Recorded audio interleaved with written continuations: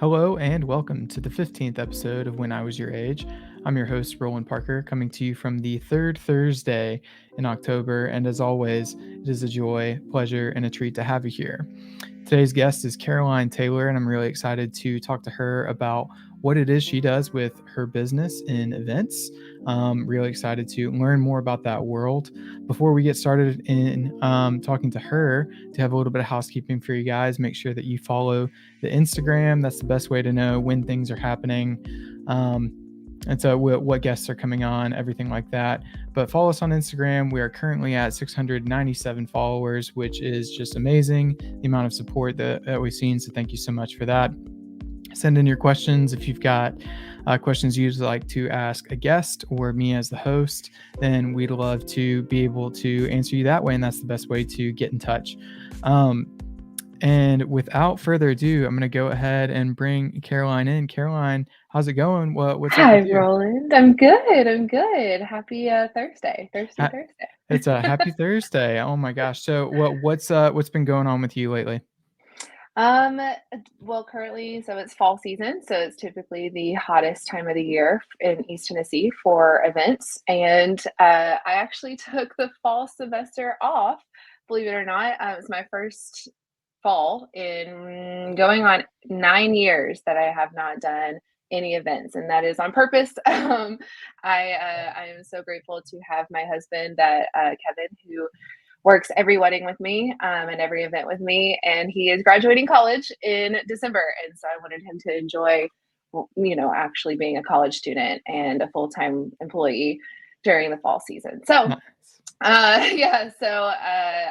actually enjoying all of the football Saturdays. I've been throwing tailgates instead of weddings, so that's been kind of fun to switch it up and see that side of events, because it is an entire industry, the tailgate industry. Yeah, no doubt.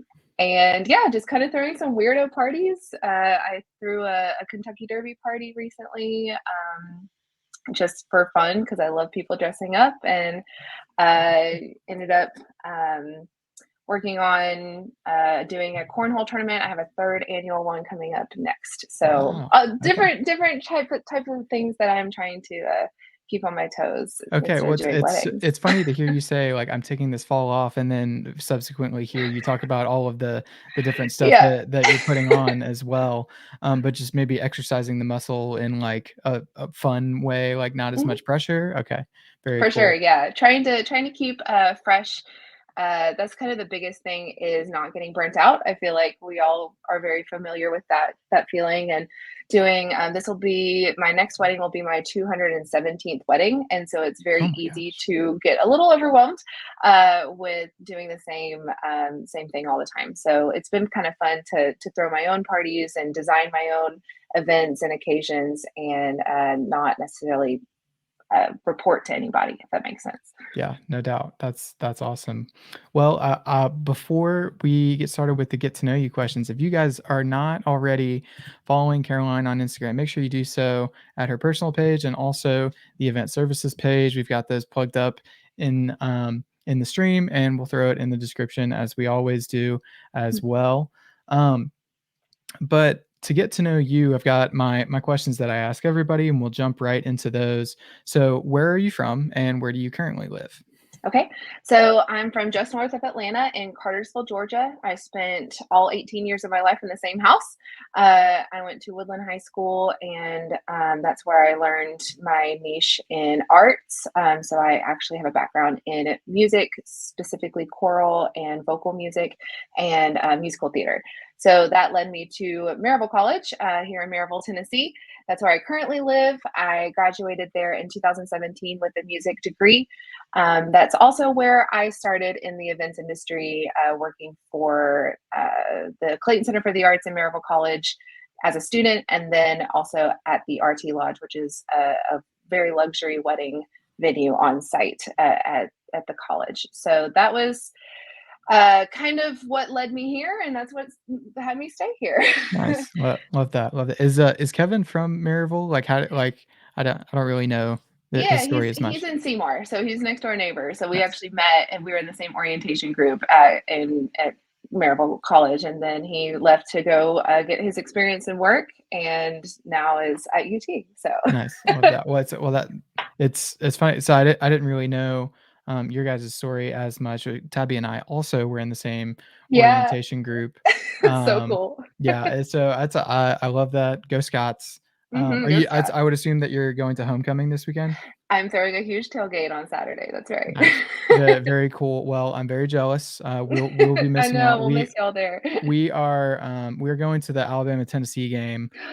So Makes excited sense. to be able to do that. I had a friend that I got to reconnect with recently, and he offered to take us there. So we're gonna go hang out with my dad and like his tailgate, Awesome. and like stay the night there Saturday evening. Then we'll come back for Perfect. that's it. Yeah. So Woo. it'll be It's great. gonna be a Excited big to. game.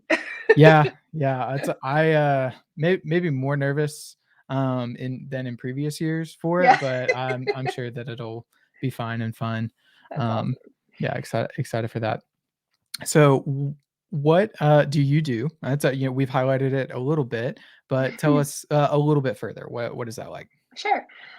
So currently, in addition to working my business that I'll get into, I actually work full time as a concierge for Cirrus Aircraft, which is a small private aircraft company. So essentially, I spoil people for a living. We have customers from all over the world come in and purchase private tiny airplanes, and we train them in them here in Knoxville, which is kind of cool. So I work with a team of people that basically gives their private airplanes to the customers. So I manage people, um, and organize and coordinate people in my full time job. And then whenever I left the college back in 2020, when events got really depressing to work, Mhm. Sure. that's where I found Cirrus Aircraft, and I ended up realizing, wait a second, I can just do events on my own. I'm already doing them. It was kind of happening without me even realizing that it was happening. Several friends of mine were asking and offering to pay me money to coordinate their weddings. And I had done many weddings at that point, so I felt very comfortable to do it. So I was like, oh, I'll just slap a name on it, and that'll be the business. So I've been doing that for 3 years now. Caroline Taylor Event Services. Ultimately, I offer packages in um, day of, month of, or fully bespoke packages for doing any event that you like. It doesn't have to be weddings. It could be a divorce party. It could be Very a cool. baby shower. I've done bridal showers. I'm about to do a proposal. So all kinds of different things. I have a couple of different proposals actually coming up, which is kind of the new trend, it seems, Nice. That's to cool. do kind of a bigger event. So that's kind of the dual lifestyle right now is throwing parties for a living and spoiling people for a living. I found a Gotcha. sweet spot. Yeah. So, I want to get into it a little bit later, but I'd love to hear too, like the overlap of like concierge and events, of like how you were able to take the skills from events and apply it, and maybe the inverse too of like what Mhm, you've learned there. And um, I think events is like a little bit spoiling people mhm, in that definitely. sense, and pointing them in the right direction and in certain ways. But yeah, so Mhm. interesting. Okay, how old are you? Big theme of the pod is Yeah, like age and like proximity to age and people doing impressive stuff. So how old are you? I am 28 years old. I just turned 28 in May, so I am 20 years young, I Nice. guess. Love it. Love it. What piece of media are you currently enjoying? So that could be a book, podcast, music, TV series, anything that's kind of like integrated into the routine, guilty pleasure, even. Um, for a couple episodes back, Caroline Hardy, she mentioned that Gilmore Girls. It's Gilmore Girls season. That's kind of what she's been diving into as of late. But anything like that for you? Nice. Okay, so I said earlier I have a degree in music. I've always been connecting with music. My wedding vows were song lyrics to all different music. So typically, anytime that I am doing anything productive, there has to be some sort of music going. Grocery shopping, putting together an event, all of the above. I just do it better if I'm bebopping my way through it. Sure. My other kind of weird obsession lately, and my mainstream of inspiration has been Instagram Reels, not necessarily TikTok, But my business page, if you just go to the search or the reels kind of for you, I don't know what they Mhm. call it in the Instagram language, it has inspired me so much. Really cool, different ideas that are trending right now in the events industry. So on Oh, the yeah. event side of things, that's kind of where I found a lot of new trends and inspiration over Pinterest and TikToks and stuff like that that it's been in the past. Yeah, I could totally see that. So, like, the I think the way that, inspiration from that source specifically has displayed itself for me is, like, recipes, like, Mm, Half Baked Harvest and all those kind yeah, of people, like, Tabby's constantly sending me, like, different posts, recipes, and stuff like yeah, that. I have a lot of, like a lot of people that I follow on TikTok and Instagram, like, overlap that are, like, cocktail people, yeah. and, like, sharing their So different cool. recipes. Yeah, and it's such a good way to, like, get inspiration and see Oh new, yeah, like, techniques and stuff, so I can imagine from, like, a trend, like, standpoint, like, what are the bridesmaids gonna hold or, like, exactly. something Just new something to do. different. Yeah, Yeah, it's like like, "Oh, throwing I never would have tradition thought of that." out. Yeah, Yeah. so Tradition is like out the window. So it's kind of fun to see how everybody else is kind of switching it up and making it their own. I mean, I like the food thing. I have never really been vegan in my life or vegetarian, but Justine Snacks inspires me every day to go in and try some new kind of crazy, yummy looking vegetarian dish yeah. or whatever. So No, I love that's it. I awesome. think it's so cool. Yeah, 100%. That's a great point. Okay, so you mentioned music though. What any like artist in particular or album or anything like that? So I'm a Spotify girl, and I love the radio element on any of these new Mhm. music platforms, but it's kind of the like dancey, not EDM, but the dance, like really good rhythm. Because I walk Yeah, and do everything with a rhythm in my head. sure. So whenever I have a good beat going, I get everything done at that beat, which sounds so funny. Yeah. So that kind of EDM, I'm trying to think of the names off the top of my head, but like those remixed songs are usually always my kind of go-to. Yeah. Spotify So curates like some good like playlists in turn like I've they have one songs to sing in the shower.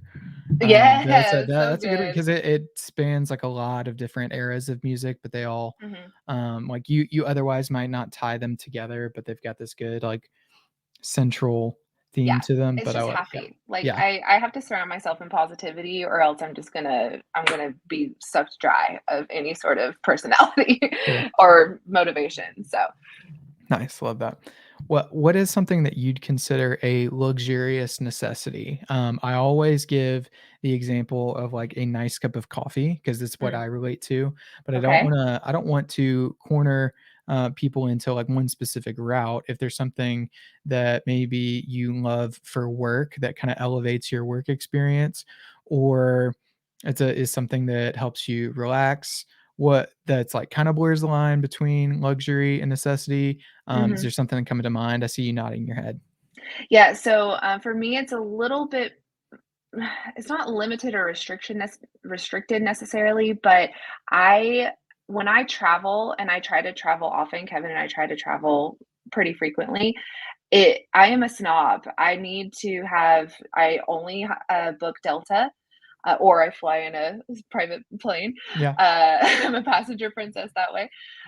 Or I stay in Hilton's. Like I need my luxury when it comes to my travel. I will spend $100 more a night if I know the company, if I know that I'm gonna have a nice down Okay. bed. So that's kind of I know it seems a little, kind of narrow-minded, but it's definitely more of No, like no, I don't think so. yeah, I take my travel very, I try to live on the richer side of my travels, even though I really can't afford it Yeah, all it's the time. no, I think that's a really good example because there's just like certain things that like some people it like really matters to. Like um I'm sure you could find somebody that they're like, I don't really care so much like if I'm staying like in just like a rinky dink like motel, so long as I can get to the beach or get to the mountains or wherever. And then some people like where you're staying like is such a crucial part of Yeah, the experience that like you're not willing to sacrifice that. So no, Yeah. I think that's a great answer. Right. Yeah. Love that. It's my little, how I pretend I'm rich is staying in posh places Nice. That's that. and feeling good Yeah, about rich myself. person cosplay. Love that. Yeah. So, um, do you have any bits that you're doing, inside jokes like with yourself or with your significant other, anything like that? Running jokes, um, anything like Um, that? okay, so there's a couple. I have like a weird habit right now where I keep saying, "Oh, is that how you feel?" Like, Okay. "Oh, I bet that's how you feel." Like, I bet that's what you think. It's stupid little that I Mhm. hate that I do that, but that's like my kind of nuance right now. But I also, Kevin and I have this, I don't know if anyone else knows the TikTok that's like the guys with the side eye where they're like, Mhm. "Oh, we definitely shouldn't go to McDonald's to get an ice cream cone Yeah. right now." That Kevin and I Y send side eye emojis about everything that we really shouldn't be doing, like going and getting Starbucks in the morning or something like that. Yeah, I know Uh, exactly the one. Yeah, that's a good one. Like, "Oh, it'd be yeah, such a shame if we Irish goodbye right now," yeah, yeah. and, like, look into and side eye that way. Yeah. No, totally. It's so That's a good good. one. I love that Yeah, trend. that's kind of the big thing right now is the side eye emoji is very popular in my top most recent emojis. Yeah, that's funny. One of the previous guests, Bella, she mentioned like TikTok sounds as like inside jokes. Yeah, Um, uh, for it's so like being able to say it and like it when yeah, people pick up on it, it's funny. It's like, oh, like yeah. we're seeing the same stuff. Yeah, no, So I love that. That's a great bit. Everybody should have a bit that they're doing. mhm. That's a good question. Um, given the opportunity to replace the national anthem with any song on your playlist, what song would that be? Tell me a little bit about that. Go as serious or as silly as you like here. I've gotten a wide range of answers Oh, too. If you need some this is a inspiration, good I can try one. and rattle some off.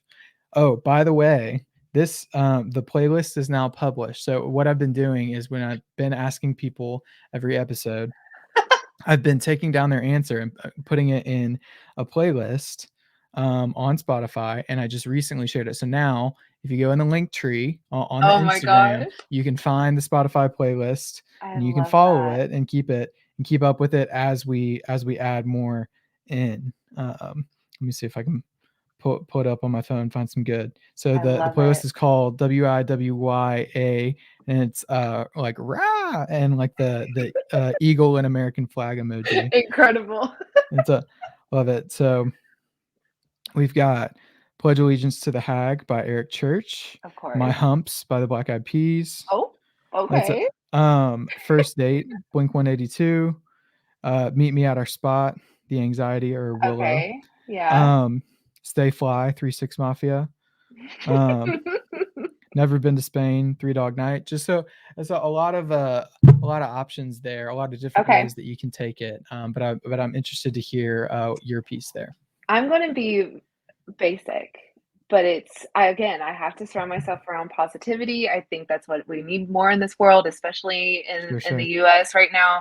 I think the song "It's a Great Day to Be Alive" by Travis Tritt is such a classic, like feel good, put it on. He even it's in the chorus where it's like, there's some hardships in the neighborhood, but why can't every day be just this good? Mhm. It's just heartwarming. I would have to say, hands down, that's my Nice. Love go-to it. replacement.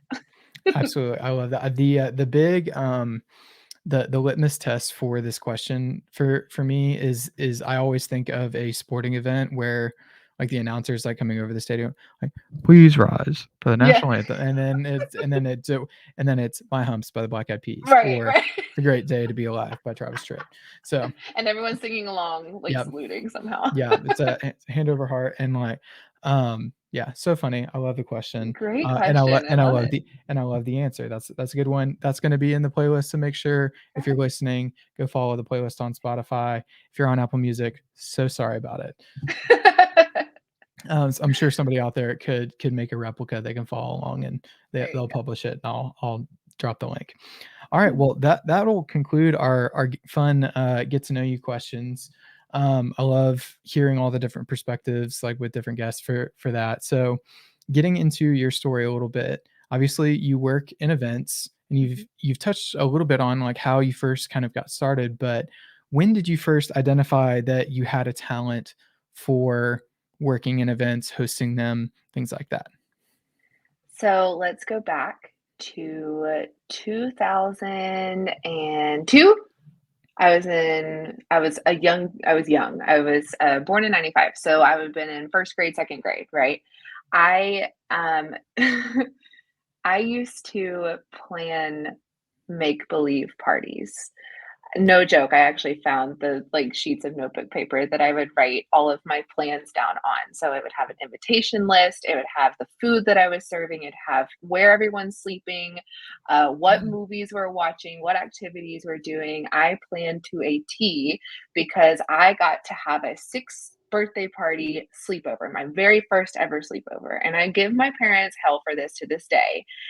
I never got another one, even though I begged. It was like the best day of my life having that 6th birthday party. I mean, I remember it to this day, right? It, Mhm. it was a core memory.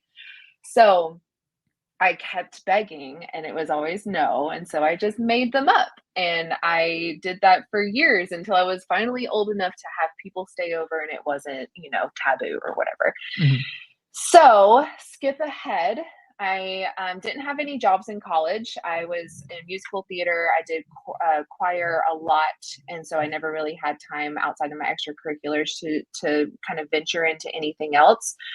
But in college, I got a student work position, one of those work study roles as a technician, as a student technician that worked the tech element of productions, of stage productions.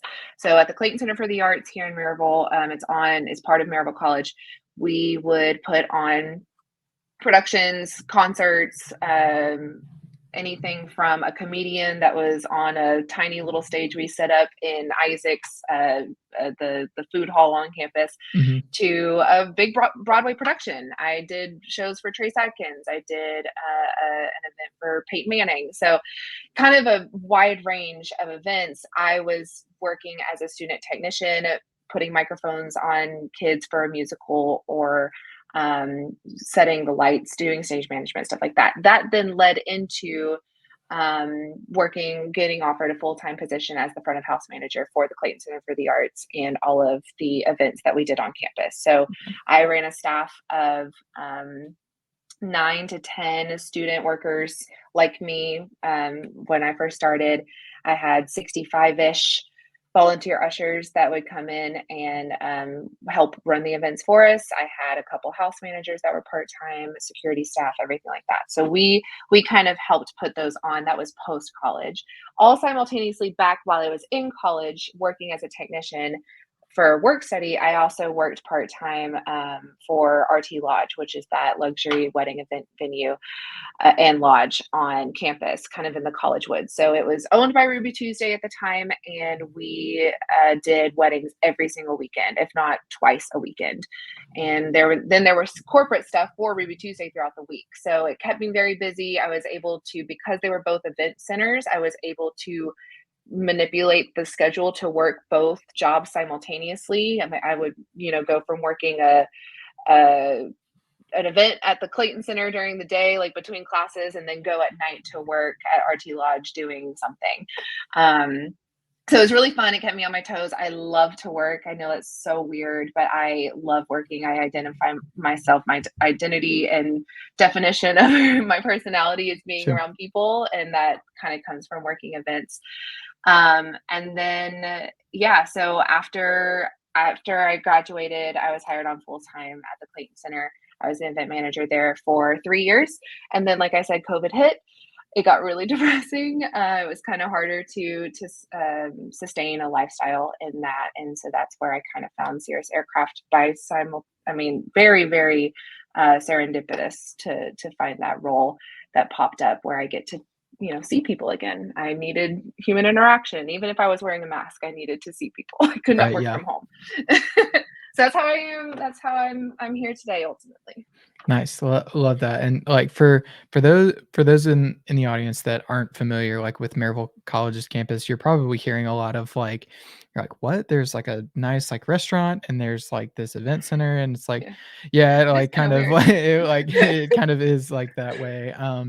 And like for us, like this is like totally normal to have that experience. But like Mhm. what a valuable thing for you to be able to like draw that line from like theater into the like technical like aspect, lighting, what have you, and then into events, and then you immediately can go plug that into the RT Lodge, and Mhm. then from there like make different connections that way. That's such a cool thing. Go Scots. Yeah, go Um, Scots.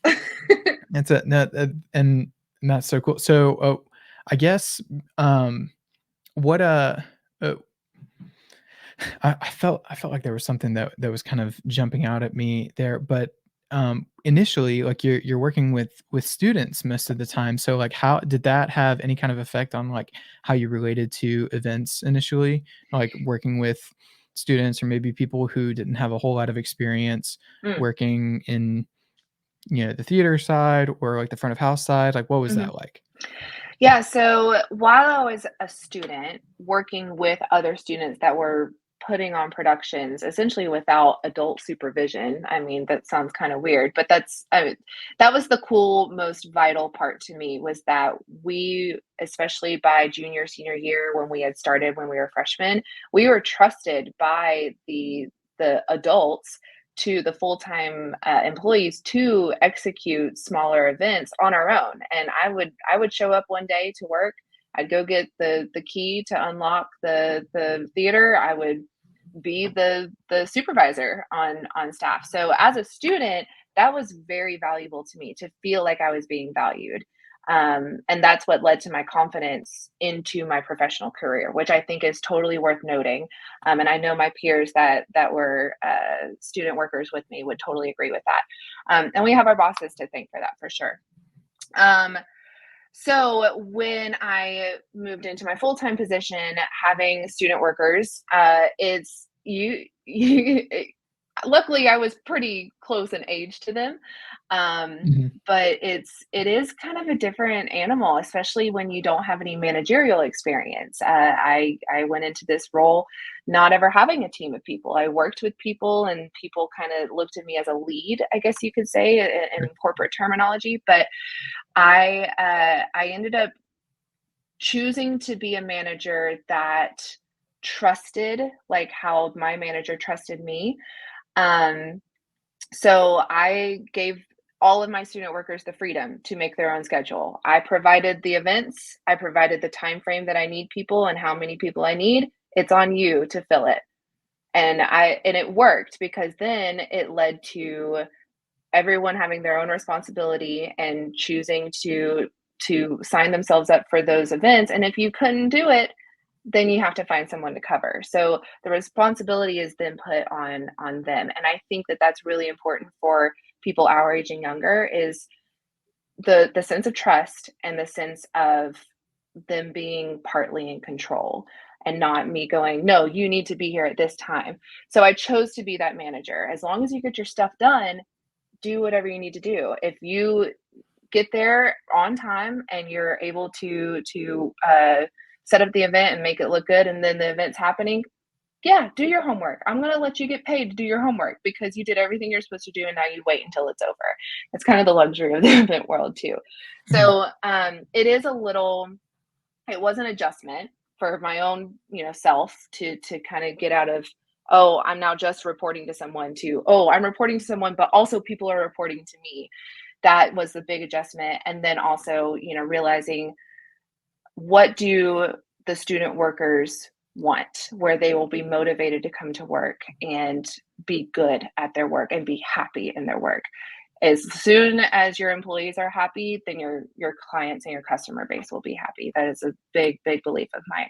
So it was pretty fun. I came to work every day for my student workers. I loved working with Yeah, that's them. awesome. A lot of what I'm hearing too kind of sounds like that really helps with the degree of buy-in, I would say, of like for, coming together as a team or like trying Mhm. to put on a really good production or event. Did you see that in the workers that, you had these relationships with? Or on the flip side, like when you were a student and you had that trust from your manager, your faculty, um, did you feel like that had an impact on the way that you engaged with the job? Totally, yeah. I give full credit to my bosses that I had while I was a student worker, because the trust and the flexibility to be able to choose for myself was huge. And again, it built my own confidence. I mean, it was out of my comfort zone. That's kind of the other tactic, if you will, is forcing someone to get out of their comfort zone to where eventually it becomes the comfort zone. And that built me as a manager, including today when with my full-time position at Cirrus, I'm a supervisor of a team of three other people. And so it's kind of the same. It's what's led me and developed me to who I am today. And I'm incredibly grateful. I fully support student work positions, anyone in college having jobs. I love that Kev quit school and took gap years in order to go work, because that led him to the experience that he has today in order to go back to school and actually do well and pay attention and be motivated to go. I think it's really important to have those jobs. Yeah, 100%. So, yeah, I'm sort of with you there. Um, so you mentioned earlier, and I wanted to get back to it, the idea of drawing inspiration from Instagram and Reels and like trends and Mhm. these formulas too. But like, are there other areas that you draw inspiration from when you're coming up with ideas for events or anything like that? Or maybe if Instagram is like the sole place that you look to, like where like let's talk about some examples of that. Yeah, so Instagram in the event industry is huge, right? Like if Instagram mostly, TikTok is getting there, but the way that I find and recommend any vendors is through their Instagram portfolio, which I know sounds crazy, but it's not the vendor themselves, it's what pictures they're tagged in. Mhm. So as soon as I go and look up a place, and I do this with travel stuff too. If I need to go to find a hotel and they don't have Hilton's or whatever, like I'll go to that uh, hotel or that vendor's Instagram page, and I go immediately to what pictures they've been tagged in, and that is a more reputable thing to me than many other. I mean, It's even more like over organic. reviews. Yeah, exactly. Like people are going to be proud of your work if they're posting about it. Does that make sense? Yeah. So I find this is kind of a twofold. I still find most of my inspiration through Instagram, because that is where the events industry is really showcased and promoted, but also through my favorite vendors, specifically in East Tennessee. I love what they post. I see new trends. I see what's working in this area. If I'm based here in this area, I want to make sure I'm keeping up with what people are doing, what venues are working and not working, and clicking with certain types of couples or occasions. So Mhm. and then I work with them, I get to see them in person, and you have to connect with the vendors as the coordinator, especially. You have to really be able to connect and feel trusted by the vendors that you work with, because they are here to do one sole thing. You're the person that's making sure that they know what that sole thing is, and reinforcing that. You're kind of the glue that keeps all of the communication together.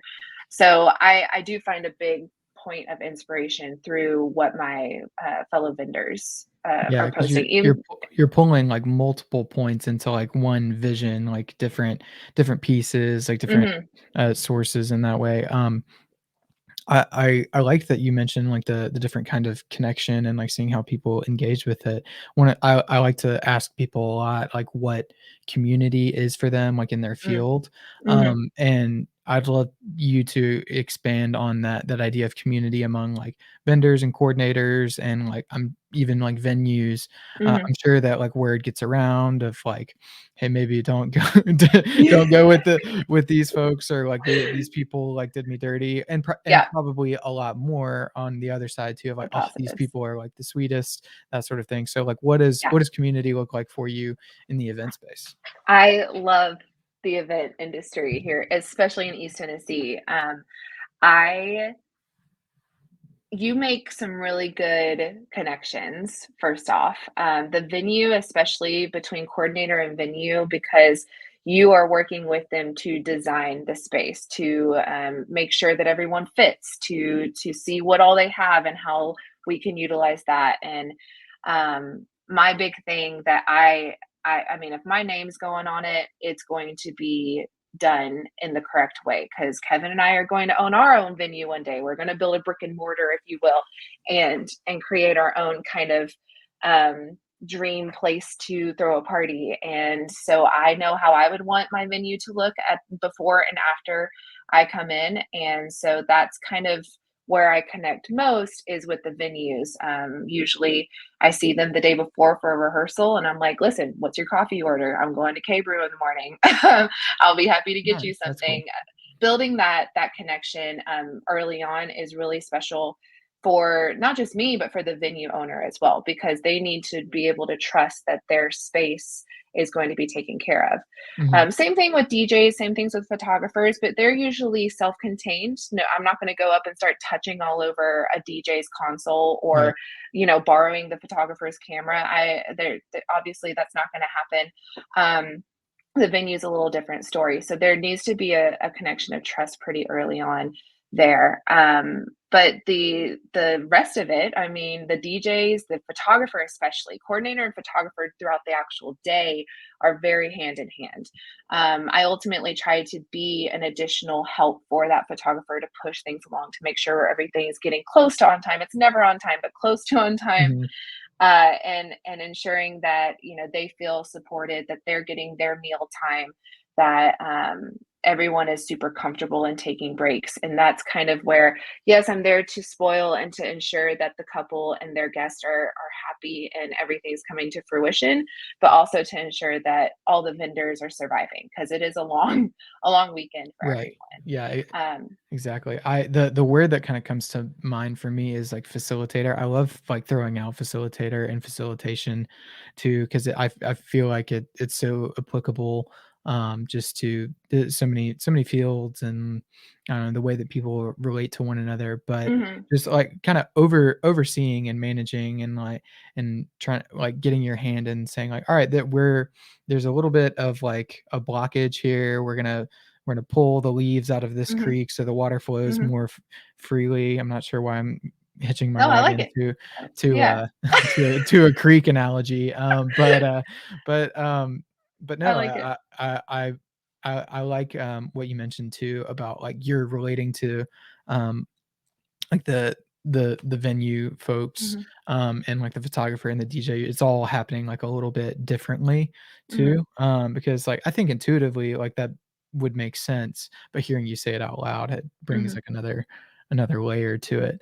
um what was something that, for planning, coordinating, that didn't come to you as easily, that you had to develop and exercise and get a little better over time? Ooh, good question. I think personally, for me, it's the tech side of things. Okay. So building what works in my head, or taking what's in my head and building it onto paper. Because ultimately, anytime you book with me, I'm going to provide all kinds of resources to ensure that your planning process is as smooth and as fun as can be. I hate that there's a stigma with wedding planning, especially, that's stress. Like that Mhm. is the connotation with wedding planning, is a big old glass of wine this big, because it means stress. It should not be that way. It should be Yeah. so much fun. These are the first decisions that you're making as a couple, as a married couple. Like they should be the fun ones, right? Yeah. And so it is for me trying to take what works in my head and putting it onto paper so that the anybody else can understand it immediately. So I've obviously gotten to a point that I feel it could work, and I call it the wedding book. So it's a shared document that people can just contribute to or not even touch, but it's ultimately what I print off and make for the event, that for day of stuff. So that's kind of been the hardest part, is ensuring that people feel like there are resources, because everything is online now, especially with my weddings that are distance. I have some in New York. I did one, helped with one in France, helped with one in, I'm having one in Chicago next year. And so it's that stuff really is important to ensure that we're staying with the times. Yeah, 100%. So, yeah, it's the stress thing, like, like in trying to be involved with planning, like, my own wedding or seeing, like Hmm. Tabby spent some time as a coordinator as well, and I do kind of identify with people in that, like, there's a lot of pressure, there's a lot you're probably dealing with relatives, extended Politics. extended or not, Yep. that, there's dynamics and Yep. friction and stuff like that. Um, so with how do you what strategies do you have to help people navigate those kinds of things and turn them into the fun? Like, "Hey, I know that this is hard," and, like, Hmm. kinda bring them around and point them to the good time, Hmm. before the party or before the wedding, what have you. Yeah, so essentially throughout the entire wedding planning process, specifically with weddings. Now, obviously, I'm talking just about weddings, but there are many other types of events. But specifically with weddings, um, I I call myself your event BFF, right? That I want you to talk to me like I am your sister, your best friend.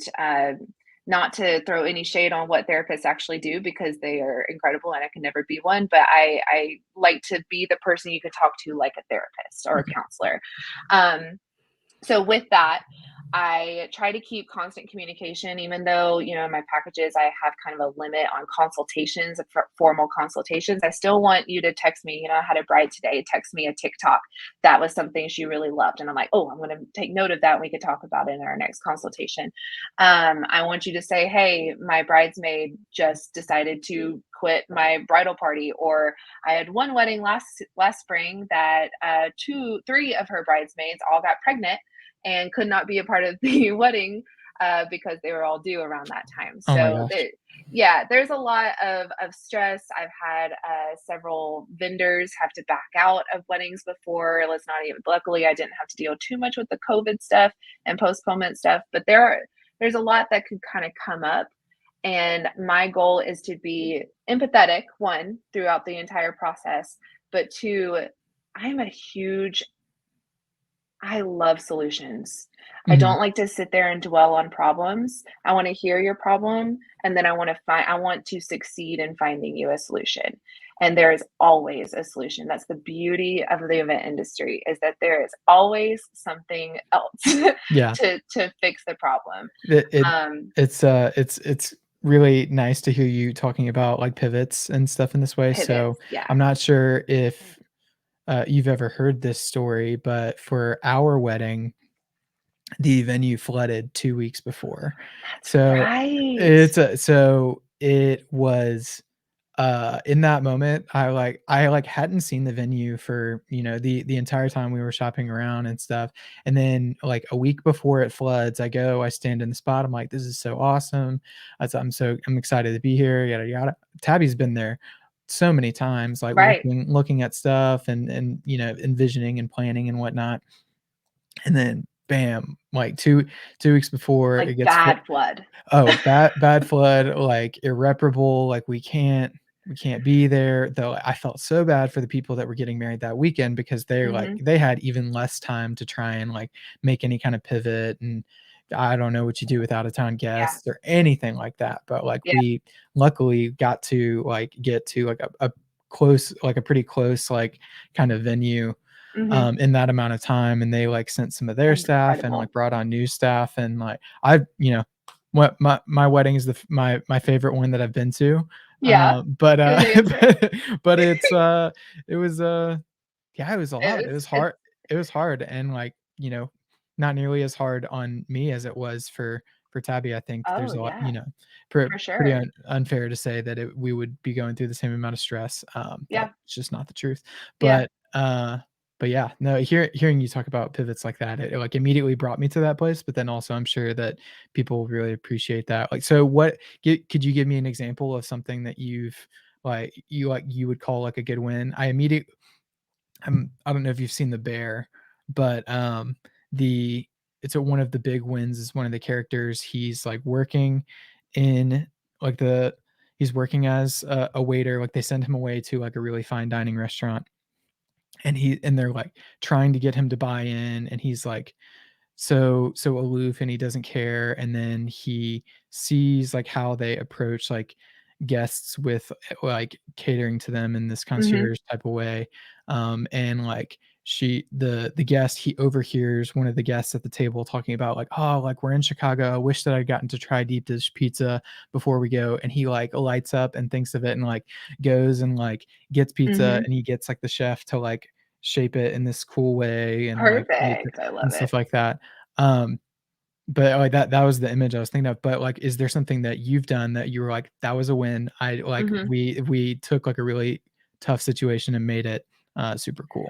Okay, the craziest one, and it's pretty recent. It was, September of last year, so 2022, and, it was kind of 2 things. So we had a small ceremony in the Smoky Mountains of, like, 40 people, and then the bigger party later here in Maryville, for, like, 150 people. So only a certain amount of people were going to the small ceremony in the mountains. Booked a venue up there, supposed to be very, sweet, simple, but it's the Smoky Mountains, there's no service, right? I am setting up the big party down here in Maryville. My florist goes on up to the venue to start setting her arrangements and everything, her installments up there. About, I don't know, an hour and a half later, we're looking at 2 hours to an hour and a half before the ceremony. I'm about to hop in the car to go up to the ceremony site to prep for that. I get a call from a ranger phone from my florist saying they have quadruple booked the venue that we're supposed to be in for the wedding ceremony. I am at adjacent one, that's not near as pretty, but I'm figuring it out. And once you get up here, meet me here. So I had to, the florist and I like praise this woman. She's not only incredible and such an artist, but she did the dang thing. I get up there and we have to figure out how to communicate with 40 guests and the bride and the groom without service to go to a different location. Luckily, it wasn't very far, but we did have to take them to a different location, and we did everything outside. Luckily, it was perfect weather. I mean, the florist literally was rummaging and foraging in the brush to find things to create an arbor. It looked perfect, of Oh my course. gosh. Um, Like a whole arbor she did? yeah, she did That's an incredible. entire arbor installation, and then we went and grabbed chairs from all different elements, tried to figure out that was what I was doing while she was doing the florals is figuring out how to set up 40 chairs and I mean, because you got to think about where is everyone going to line up and come down the aisle, and where's the Oh musicians my going to gosh. stand? How do I get in contact with the musicians and the photographer to let them know, hey, we're not at this place. Don't go to that wedding because it was another wedding. It That one was a fun one. That one was a win for sure. But it was a stressful hour and a half trying to figure all that out. First of all, quadruple booking. I Yeah. That's like I have double booked myself for this podcast, Yeah. and I had to, like, tell somebody, I was like, "Oh, I'm so sorry, I'm about to get on with somebody We've else." all done Totally it. forgot about that. I do feel like, uh, after the 3rd or 4th, I would've been like, "Hmm, Oh, wait. I I think have that m rings a bell. I might have made an oopsie." Like like, you're like, "Dang, this I feel like this time slot keeps Yeah. coming up in my Yeah. calendar." Yeah. Wow, It was that's it was, intense. I that whole event BFF thing, I Mhm. had to talk the bride off the cliff for going and cussing somebody out. She was not a I very happy camper, but I can imagine. we Dude, brought her yeah, back down. I'd be furious. Yeah. Also, like, elated that it, like, turned into something, Oh, it was like, perfect. beautiful at the end, You but, had the like, creek going in the background, like, it yeah. was perfect, and I mean, again, props to the bride and groom for being so cool with, like, the pivoting and Oh my everything, but gosh. that one was definitely one for the books. Yeah. No, that's amazing. Love that. Wow. Um, Hmm. one question that's kinda staring me in the face on my screen over here is, um, having worked in events for so long, and having this relationship with how you view events, does that change the way that you attend events that you've not planned? Totally. Yeah. Okay, does it I ruin it for you, or do you, like it's, like, I'm interested to hear the nuances of what it's like to experience it. Are you, like, have trouble paying attention because 'cause you're looking around at, like, all the decorations and stuff? Like, what is it? Kind of. So more of the positive side of that, I always am looking at what other people are doing because again, it's inspiration. And also I'm a nerd. I love stuff like that. Like I love seeing how venues have everything set up and what type of chairs do you have and oh, they had people enter this way, but like very, very cool. I love seeing the different strategies. I'm always paying attention to the other coordinators, like, oh, they're wearing is that what something I need to get? Different Mhm. things like that. Um, at the same time, it has ruined me in the sense of I prefer working the event, Oh, um, interesting, okay. especially as like a bridesmaid or some like specifically with weddings. Um, I I beg people, be like, "Hey, if you want me to be a part of your wedding, like, let me work it." Even if it's just me Interesting. sending you down the aisle, like, I won't touch anything else. Um, it's really because I'm itching to do it. It's not that I don't want to be, I feel like I'm supporting you more if I'm making this happen for you, if that makes sense. Mhm. Um, I love going to events, especially if I'm like a super guest, like if it's a gala event and I'm just like a number ultimately. I like that because I'm hiding in the back and it's just me and Kevin ultimately just, gossiping the whole time about how everything's looking. Yeah. But if I go and I have to like socialize, I feel overstimulated because I'm sitting there trying to look at everything, but I'm also trying to figure out how to socialize with you and not be rude. You know what I mean? Mhm. So I think that's kind of the only negative. But I do love. I would much rather work an event for you or throw you a party if you want something like that to happen. Yeah, that's awesome. So, they're like it's in the event someone's coming up to you, they're doing the proposal with flowers and stuff. They're like, Mhm. "Will you be my bridesmaid?" You're like, Oh, Yeah, but I like would," me. but, like, mm, I feel Yeah. like I feel like we can work something out here. Yeah, Yeah, definitely. no, And I of love course, it.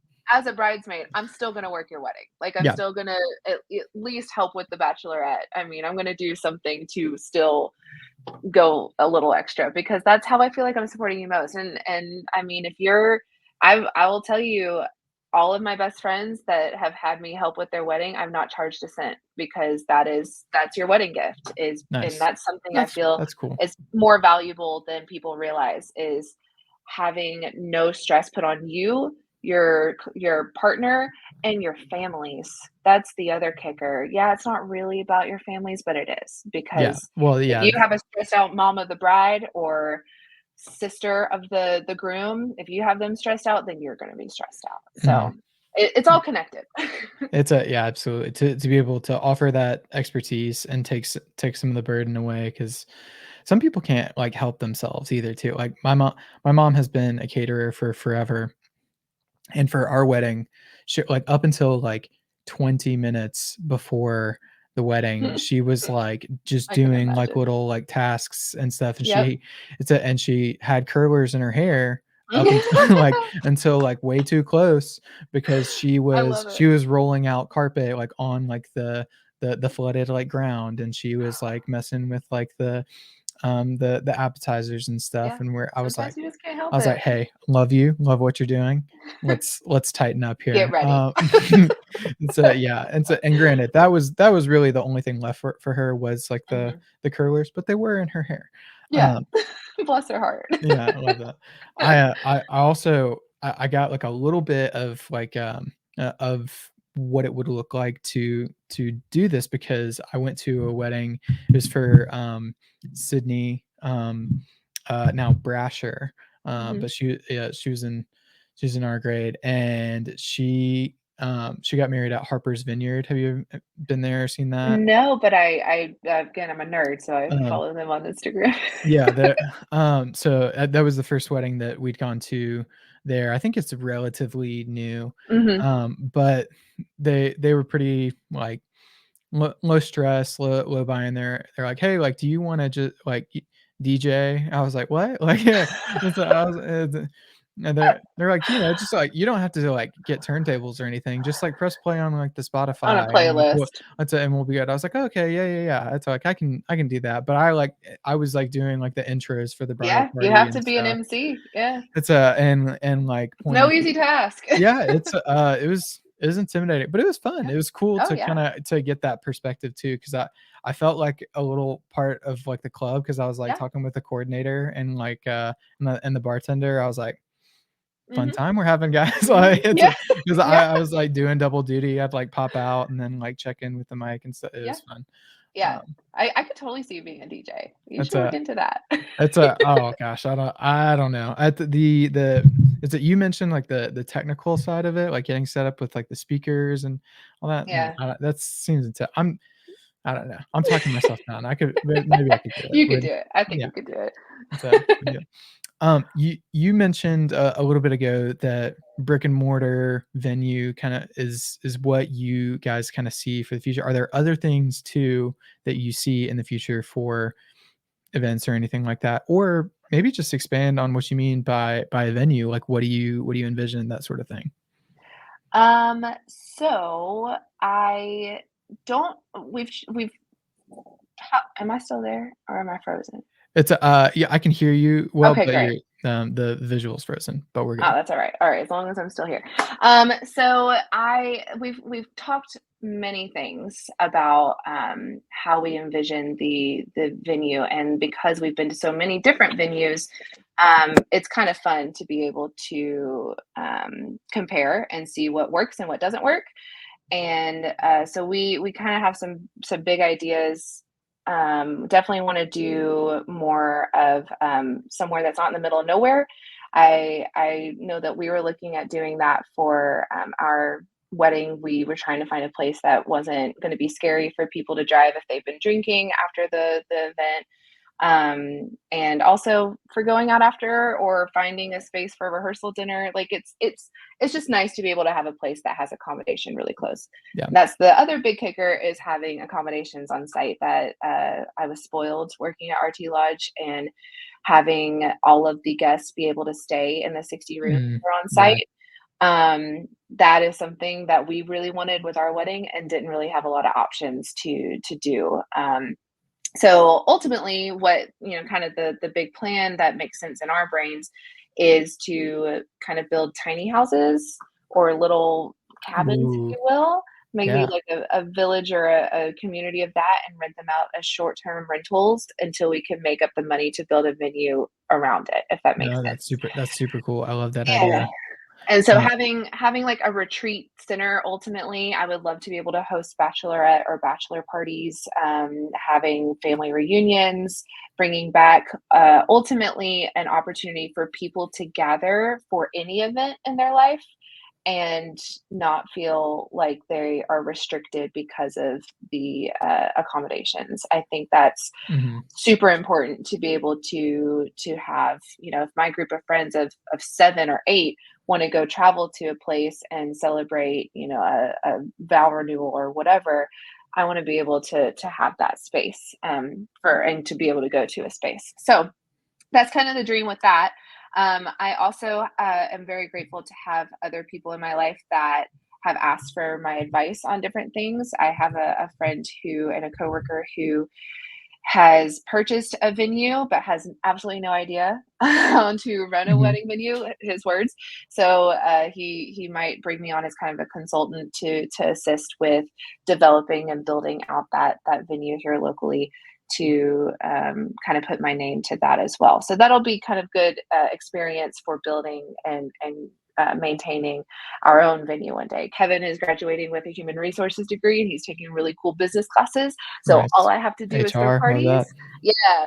So I can throw the parties and he does the business side, which he loves Nice. to do anyway. So that's kind of the tag teaming that we have That's it. That's crucial. going. I would love to go back and get like HR certification or like business management certificate because I'm in human resources now, but that is not what I Nice. went to school for. Yeah.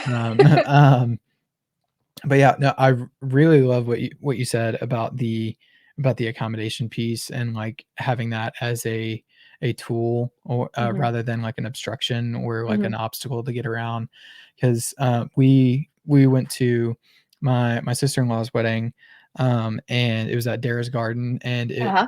there was like I saw like a little picture of that because like all of the groomsmen and some of like the partners of the groomsmen were staying on site, Nice. Yeah. up at like the lodging area, and it was so cool for them to just be posted up there with my parents and like the girls. We were staying at an Airbnb that was like very close, Right. um, but it was so cool to like have that piece. But yeah, Yeah. I like that a lot, especially like the tiny homes element. Like everybody's on the same campus per se, but you're going Mhm. back to your own like specific places, maybe with Mhm. your individual families or partners.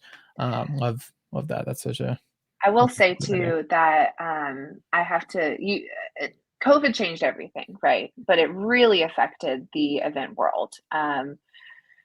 One of the main things that it affected were our social skills, and one of the I mean, kind of with social skills are how you travel and who you travel with, and maybe some people don't wanna share a kitchen with a bunch of other people like cabins, offer, or, sharing bathrooms or different things like that. People like the inclusive living.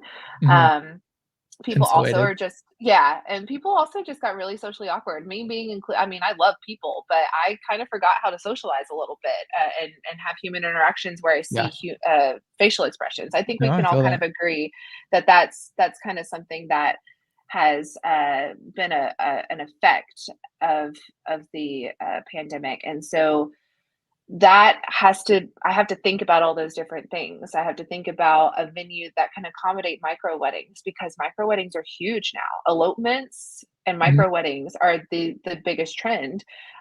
People don't want a big old party, or if they do want a big old party, they get married, and then they have the big party a Yeah. year later or I whatever. have a friend, I went to high school with her, and she is, like, very specifically an elopement, like, photographer. Hmm. And Hmm. I was like, "Man," like, I never would have thought that, like, something like that specific, Yeah. like, could emerge, and it's so cool to, like, see, like, her do the work that she Yeah, does. it's Um, huge. yeah. And so all of that stuff has to be taken into consideration. It's like what's working and where is it going? Like, the whole tradition at one point, I don't know about your parents, but my parents scoffed at the idea of serving a full dinner to all of our guests at my wedding, because they're used to having just wedding nuts and mints and wedding cake. Like that's Mhm. what they gave at their wedding. That was in the 90s. Well, obviously at some point the kind of trend and the norm has moved. So now we're starting to see that norm move into something a little bit different too. And I think having a venue that's seeing into the future a little bit, is practical, realistic, and ultimately going to be successful. Yeah. So that's kind of what we have to think about too. Yeah. It's No, weird. no doubt. No, I totally it's like you are catering to these folks Future. for, for a really long time, and like Hmm. kind of encompassing all of those things and like anticipating all of the needs. I think that is really forward thinking. The craziest thing too, is instant gratification. I can't tell you, the last wedding I worked where people were there until the very last minute they could be. People start leaving at 8 o'clock at night. Dinner served, you see the first dance, they get out Mhm. because people, one, the social awkwardness level again, but two, we have everything we need right here. Anything that we need entertainment for is right here. Why would we leave our houses or put pants on when we can just watch it through a live stream Yeah. or whatever. So that's kind of the other big factor right now in the events industry is how do we keep people engaged? Um, Pun intended, I guess. How do Yeah. we keep people wanting to stay at an event? And it's not really the responsibility of the couple because it's really about them, Mhm. but at the same time, it's kind of a bummer if you're sitting there and Yeah. this event that you've spent thousands, minimum $30,000 in East Tennessee doing and putting on for these people and for yourself, and then everyone leaves, and you don't even get to enjoy all of it. It's kind of a letdown. I've Yeah, had no many doubt. couples kind of showcase that, and so it's unfortunate, but it is something that you have to think about too, is like how do we beat the cell phone? How do we beat TikTok? Like how do we distract people enough to realize that their entertainment's right there in front of them. Yeah. It's very fascinating growing up and being an adult and reflecting on No, stuff like this. totally. I have felt like different too about like my degree of like how long I'm expected to be there, depending on like my relationship to like the couple that's getting married Mhm, to. So I don't know. My default setting is kind of like staying for as long as it's kind of going, and at mhm. least until like a grand exit, whether or not they've actually left, is it's that's Yeah, what I kind of anticipate like staying to. But it's like some people that's just not yeah, how they relate to it, or maybe that it was different for them yeah. at one point. Yeah, that's a no, that's I didn't never thought about like the retention element Mhm. of like the Retention element, yeah. it's of the You're gonna pay attention now. yeah. Like any event that you go to, start paying attention how many people start slipping out and doing that whole Irish goodbye thing. Mhm. It is really fascinating to see. Yeah, 100%. Well, I've got one last question for you, and I'll extend this opportunity to you as well. But what we've started doing is asking the guest from the previous episode to pose a question to the next guest, and we kind of make this pay it forward chain of Cool. questions in that way. So our previous guest was Anderson Gore, who's a musician. He actually just got married last Well, weekend. Oh, love that connection. congratulations. And Welcome. so, yeah. But what is your greatest or most meaningful accomplishment to you? What I really loved about his question was the qualifier of the to you. Mhm. It's in that because if I'm looking at Peyton Manning, maybe a lot of people would probably say Super Bowl. That's Yeah. being like a really excellent football player, and he might point to something completely different. It was like, oh, there's this brand deal, or as being a parent, or like any number of things that like he might identify as completely different, and it all depends on perspective. So, what is your most meaningful accomplishment accolade to you? To me, I I don't like broad answers. I will give one broad answer, and that is being able to get through this current state of economy and adulthood and all things that is being a human adult right now. Mhm. And we just closed on a house back in June, and we have two incredibly cute cats. I have wonderful, rare circle of friends that I could never imagine my life without, and of course my incredible husband who is by my side no matter what. So that's my broad answer, is Sure. that alone should be It's a good praised. one. I'm very blessed. I think a more finite More example would, specific. yeah, more specific would be probably all all of the last month of my college career. I was very pivotal to me. So I was very grateful to be the class president of my senior class at Maryville College.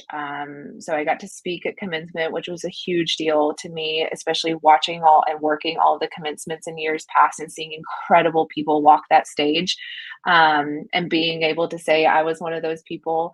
I produced and designed and performed in a musical that I did for my senior thesis, and I got exemplary senior study for that. Loved every single second of that, and I'm very proud of that project. I was in a lot of different clubs and was a leadership role in those clubs, and that all kind of came to fruition my last semester. And I got offered the full-time job as the event manager that last semester as well. And all of that was happening while I was trying to sustain a long distance relationship with Kevin while he was working in Montana as an overnight night audit. So that meant that he was asleep when I was awake and vice versa, and we were 2 hours Yeah. difference. So having a successful and loving relationship with him while also trying to navigate all of the senior year last semester craziness, that is probably my biggest accomplishment to date. And that's a really good question. It's a yeah. Makes me feel really good. It's a yeah, absolutely. It's a first of all, love your answer. Second of all, coming from a person who got a C on their thesis, it's a, it's a having that as an extra layer of the exemplary. That that's amazing, and I love to the culmination of all of those things together. Like you're saying, like being able to work through all of those things Mhm. at that time when there's just so much going on. Yeah, love that. Well, thank you for your answer. Now I'd like to ask you for your question for whoever might be coming up next. What would you want to ask them? So, this is a question I can't take credit for. I actually love asking people an icebreaker question of what's your favorite icebreaker question. Mm, And so, this was one of those answers from a colleague of mine. Excuse me. He loves to ask people, which is so crazy to me. This is out of this world. I don't think I could do it.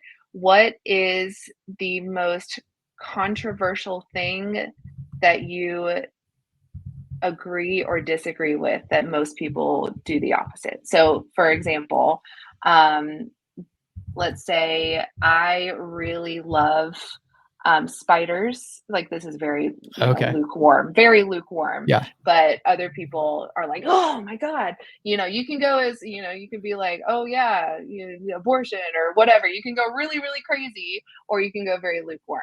So I think that's kind of a cool question Yeah. to ask people is Nice. like, what As is, an example, I love circus peanuts. Like I think it's a oh good my God. I think it's a good candy, and I think people just Yeah. aren't giving it the proper chance. Okay, Yeah, yeah. yeah. No, I So think so kind of that's a good like I question. said, you can go really, really serious or you can go very, Yeah. very lighthearted. That's why I think it's a good question is that you can have some really in-depth conversations post question. So I will give the next interviewee that one. Nice. Love that. Well, we've got that noted down for whoever comes next. Good luck to them and to what I'm looking forward to the answer there. Well, Caroline, thank you so much for taking the Thank time you, to sit down Roland. and talk about anything and everything events and your journey with it. It's been so fun to sit and talk with you. Thank you so much, Roland. I'm so honored to be here. That's absolutely well. It's a that is going to conclude the 15th episode of When I Was Your Age. Thank you to everybody listening. If you've made it this far, maybe tell us your favorite gas station candy. That's you can comment it down below, and I'll know that you listened to this far. But that's gonna wrap it up, and we'll see you in the next one.